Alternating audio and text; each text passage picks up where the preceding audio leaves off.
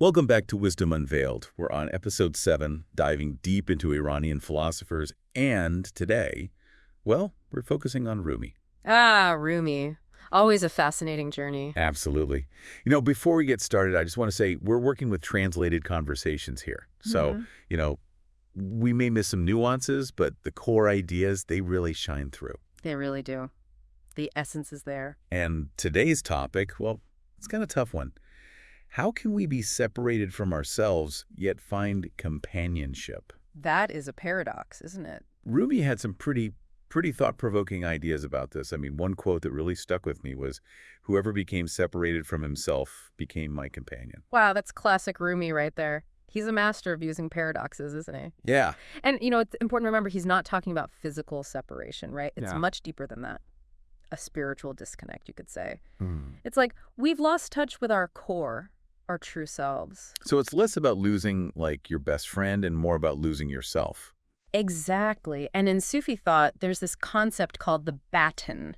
The Batin. Yeah, imagine stripping away all the layers, the masks we wear, the roles we play, all those societal expectations, Yeah. What's left when you peel all that away, that raw, unfiltered essence? Yeah. That's your Batin. Okay.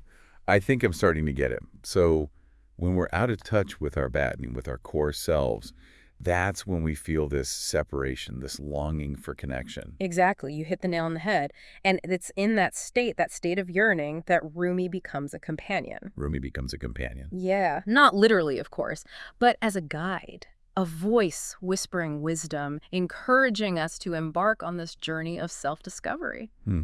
He doesn't give us a map, though, does he? He doesn't. It's more like he nudges us to find our own way. Exactly. He's not about, rigid beliefs or dogma. It's more like he's a mirror, reflecting back to us our own innate wisdom, helping us see what's already there, buried beneath the surface. This reminds me of a story about a Hindu man and a Turk.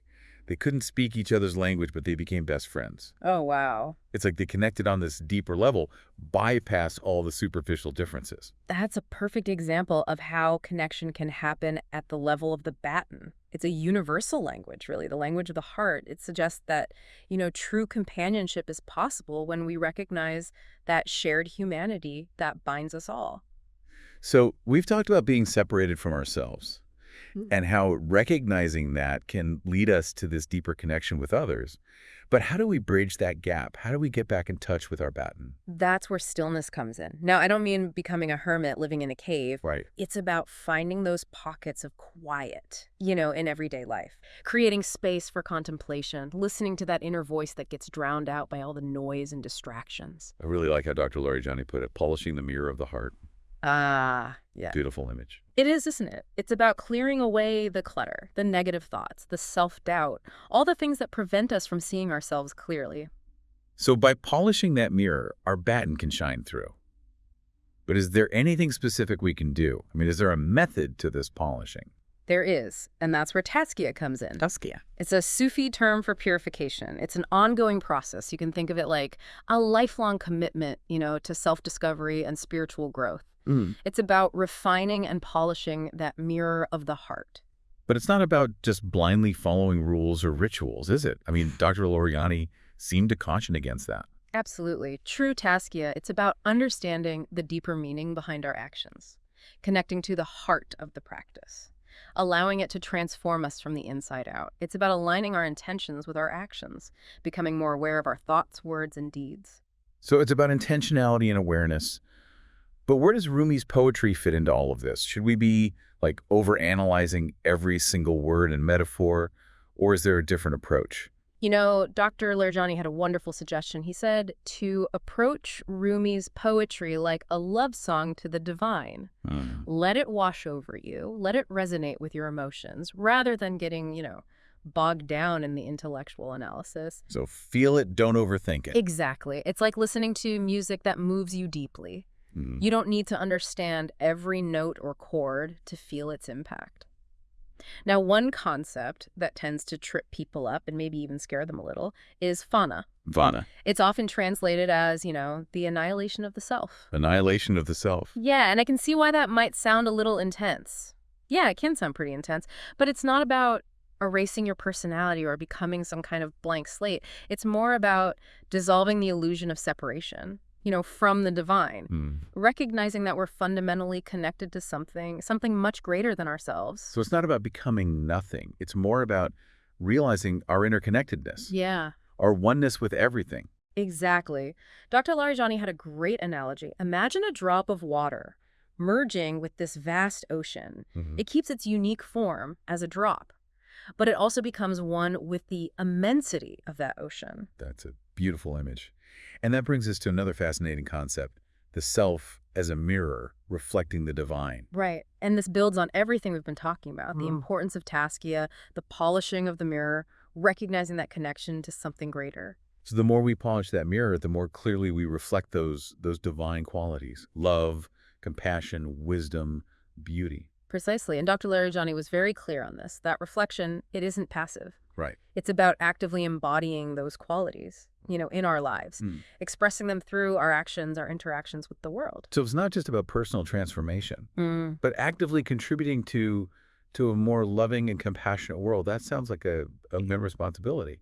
It is. And Dr. Dinani, he spoke a lot about this, emphasized that our actions, our words, even our thoughts, they have ripple effects. We're all interconnected, you see. And our choices, they impact the world around us in ways we may never fully understand. It's like that saying, no man is an island. We're all part of this intricate web of life. Exactly. And that brings us back to the theme of companionship. As we become more reflective of the divine, we naturally attract others who resonate with that same aspiration. It creates a sense of recognition, a shared journey. It's like finding your tribe, people who are on a similar path, seeking a deeper connection with themselves, with something greater. Yes. And as we journey together, supporting each other, inspiring each other, we become this collective force for good in the world, amplifying those ripple effects of love, compassion, and wisdom. So it's not just about finding companions, it's about becoming better companions ourselves. Absolutely. It starts with the inner work, with that commitment to Tazkiya, polishing that mirror of our hearts, so we can reflect that divine light more brightly out into the world. And that's where the real magic happens. The more we align ourselves with the divine, the more we attract those who are doing the same. It's like a self-fulfilling prophecy. It really is. And I bet you already experienced this in your own life. You're drawn to people who share your values, your aspirations, your interests. Absolutely. There's a natural affinity. Which brings us back to Rumi as a companion. He's not just a poet. He's a guide, a beacon for those who are seeking that deeper connection. And his poetry, it's a powerful tool, for awakening that connection within ourselves. It's a transmission of energy, a reflection of the divine light that can really ignite our own hearts and minds. Dr. Dinani emphasized approaching Rumi's poetry with a sense of humility, recognizing that it holds, a depth of wisdom, one that we may not fully grasp at first glance. And so we should be engaging with it, not just intellectually, but with our whole being. Precisely. Let go of that need to analyze, dissect, and just allow yourself to be moved by the beauty, the wisdom, the love that flows through his words. It's like standing before a vast ocean. You can only take in a small portion of its immensity at any given time, but even that glimpse can be awe-inspiring. Exactly. And as we delve deeper, allowing his words to wash over us, we start to uncover these layers of meaning, subtle nuances that resonate with our own experiences, aspirations. It's a process of unfolding, of discovery. And this process itself, this journey of exploration, it's an essential part of Tazkiya, isn't it? Absolutely. It's about embracing the unknown, the mystery, allowing ourselves to be guided by the divine light, even when we don't fully understand where it's leading us. That reminds me of that story Dr. Larijani shared about the Sufi master who told his students, go out and experience life in all its fullness. Embrace both the joys and the sorrows, the triumphs, the failures. It's a reminder that true growth happens outside of our comfort zones, isn't it? When we're willing to challenge our assumptions, our beliefs, our perceptions of ourselves and the world around us. It's about pushing past the boundaries of the ego, the limitations we impose on ourselves, and stepping into that vast unknown with a sense of curiosity and wonder. And in that space of openness, of surrender, We become more receptive to the whispers of the divine, the guidance that's always available to us. If we're willing to listen. If we're willing to listen. So it's about cultivating a sense of trust, willingness to let go of control, allow the journey to unfold as it's meant to. Precisely. And this is where Fana, that concept of Fana, becomes even more profound. It's not about erasing ourselves, becoming nothing. It's about surrendering to that divine flow, allowing ourselves to be swept away by the current of love and wisdom that permeates all of existence. Like a river flowing into the ocean, losing its own individual identity, but becoming part of something much, much bigger, more expansive. And in that merging, that surrender, we experience a profound sense of, well, liberation. It's a release from the limitations, of the ego, a connection to that boundless source of all creation. It almost sounds paradoxical, doesn't it? To lose ourselves in order to find ourselves. It does. But that's Rumi. That's the essence of his teachings. It's about letting go of the illusion of separation, the belief that we're separate from the divine, from each other, from the very fabric of existence. So Fana isn't a destination then, is it? Yeah. It's a process, an ongoing journey of deepening our connection to the divine. To the divine. Exactly. And this journey, well, it's reflected in his poetry. It's a continuous exploration, of the self, a dance between the human and the divine, a celebration of that paradoxical nature of our very existence. So how can we apply this understanding of Fana, this merging with the divine, to our everyday lives? Yeah. How do we bring this lofty concept down to earth? Well, it starts by recognizing the divine spark within ourselves and within every being we encounter. It's about seeing the world through the lens of love and compassion, really recognizing that we're all interconnected, part of the same tapestry of existence. It's about shifting our perspective then, moving away from a sense of separation towards a sense of unity. Yes.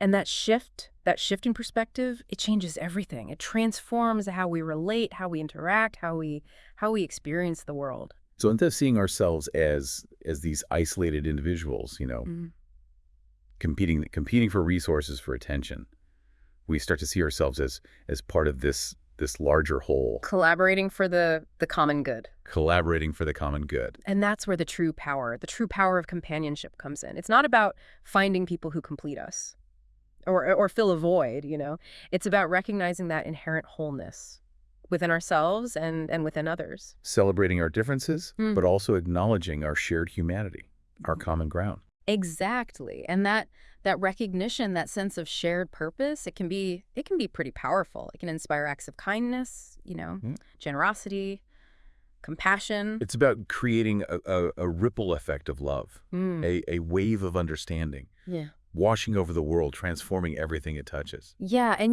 Dr. Dinani really emphasized this. He said a true Sufi teacher, they're not there to dictate a specific path or impose their beliefs. They're more like mentors, helping us uncover our own inner wisdom, our own unique connection to the divine. So they're like midwives. Yeah. Helping us give birth to our own spiritual understanding. Precisely. You got it. They offer support, encouragement, guidance, but ultimately it's up to us to do the inner work, to walk our own path, to discover our own truth. And that path, well, Rumi reminds us, it's a dance, a celebration of life, a journey of self-discovery that leads us closer to the divine and to each other. It's a journey filled with paradoxes, with moments of clarity and confusion, times of joy and sorrow. Yeah. But through it all, there's this sense of wonder, of awe, of deep gratitude for the gift of life itself. And that gratitude, that appreciation for the beauty and mystery of existence. Yeah. It fuels our desire, doesn't it? To connect, to share, to love. It does. It's the driving force behind that search for companionship with the divine and with each other. It really is. And as we continue to polish those mirrors of our hearts, reflecting that divine light more and more brightly, we create a world. We create a world where companionship flourishes, where connection deepens, where love becomes the guiding principle of all our actions. It's a beautiful vision, a world where separation dissolves, where unity prevails, Yeah. and that divine dance of life continues, ever evolving, ever expanding. It truly is. And it's not some distant utopia, you know. It's a possibility that exists within each of us, within every interaction, every moment. So we're not passive observers in this process. We're active participants, co-creators of this more beautiful, more connected world. Exactly. And that's pretty empowering, isn't it? It means that we have a choice, you know, in every moment to contribute to the separation or to the unity. To perpetuate that illusion of separateness, or to embrace the reality of interconnectedness. And as Dr. Dinani pointed out, this choice is reflected in our thoughts, our words, our actions. Yes, even the small ones. The seemingly insignificant choices, the ones we make throughout the day, they all add up. They create that ripple effect, influencing the world around us in ways we may never fully comprehend.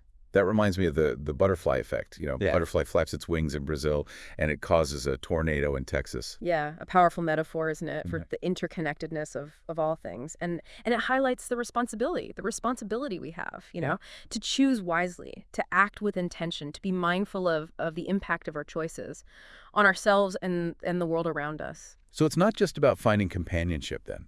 It's about becoming the kind of companion Rumi describes. Yeah. The kind that reflects that divine light, the kind that inspires, that uplifts, the kind that contributes to a more loving and more compassionate world. Precisely. And that, you know, as Dr. Larijani said, is the essence of Tazkiya. It's not just about personal purification. It's about becoming a vessel, you know, for the divine, a conduit for love and wisdom to flow through us and out into the world.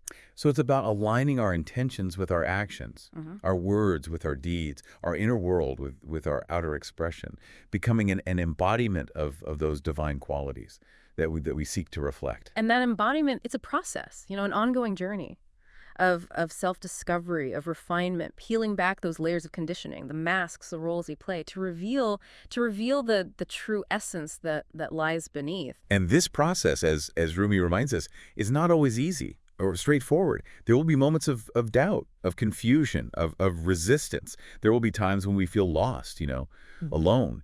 But even in those moments, there's this deeper knowing, a quiet whisper within that reminds us of our true nature, our connection to the divine. Yeah, and it's in those moments that we need to lean into the practices, that support us, the stillness, the contemplation, the engagement with Rumi's poetry, the connection with like-minded souls. It's about remembering that we're not alone on this journey. We have Rumi as a companion.